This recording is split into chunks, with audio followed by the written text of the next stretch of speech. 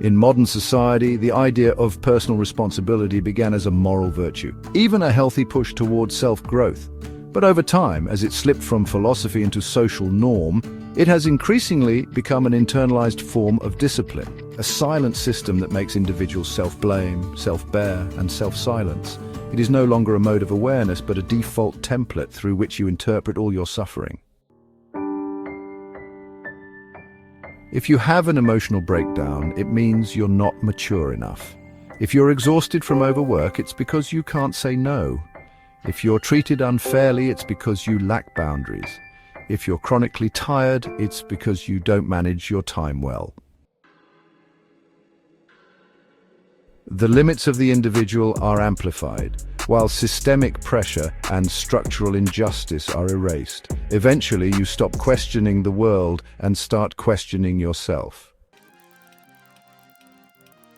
The mechanism of mental overdraw, it's a subtle and pervasive force that can, wear down even the strongest among us. It operates quietly, often unnoticed, until we find ourselves drained and overwhelmed. How does personal responsibility become a mechanism of mental overdraw? The genius of this narrative lies in how it links every outcome to you, and still demands that you take the fall for what isn't your fault. It disguises constraint as freedom, elevates individual will into existential cause, and forbids you to admit that you are limited, vulnerable, or just unable to cope. When you constantly initiate internal self-regulation, your mental life is reduced to a resource management system. I should stay optimistic, I should be emotionally stable, I should practice reframing. I should see this failure as growth. This isn't awakening. It is a loop of self-monitoring. You no longer need an external oppressor. You have become the person who tells yourself every day to get over it. How discipline talk erases systemic violence. Mantras like be strong, stay disciplined, have a growth mindset, don't rely on others. On the surface, they sound empowering. But in truth, they erode public conversation about systems, collectives, and institutional responsibility. The company doesn't need to build a healthy culture, it just needs you to self-regulate. The education system doesn't need reform, it just needs you to be self-driven. Society doesn't need to address resource inequality, it just needs you to hustle. In psychology especially, this logic is acute. If you're sad, it's because you're not practicing gratitude. If you're anxious, it's because you don't live in the moment. If you're angry, it's because you lack emotional literacy. Emotion becomes an individual skill issue. The burden of structural breakdown is reduced to a question of whether you're mature.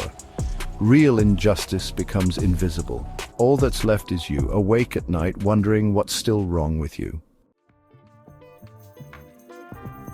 Reclaiming freedom is not just about breaking chains or escaping confines. It's about understanding the true essence of liberty. It's about knowing that freedom comes with its own set of responsibilities and limitations. As we navigate through life, we must constantly balance our desires with the reality of our circumstances. True freedom lies in this delicate balance. Real freedom is not unlimited responsibility, but the recognition of limits. Philosopher Giorgio Agamben reminds us that people are not always subjects. More often, they are disposable within systems, reduced to signs, data, and resource endpoints. Within that context, the moral imperative of personal responsibility becomes misplaced. It hides the real question. Do I really have choices? Do I truly have the option not to endure? Freedom is not about controlling emotions, mastering your fate, or rewriting your life path. It is about keeping a clear view of structural limits and not being ashamed of them. This is what it means to reclaim your sense of presence. I know I can't fix everything. I know I can't always save myself, but that does not mean I have failed. It only means I am still alive. Your exhaustion is partly yours, but more of it belongs to the structure. Your struggle is not just growing pains. It is a system draining you. Stop endlessly optimizing yourself. Allow yourself to say it. I'm not underperforming, I'm just living in a structure that demands I look like I'm okay. Personal responsibility should not be a moral burden. It should be a conscious choice made after realistic reflection. I will take responsibility for what I can, and I will allow what I cannot carry to be seen. This is not defeat.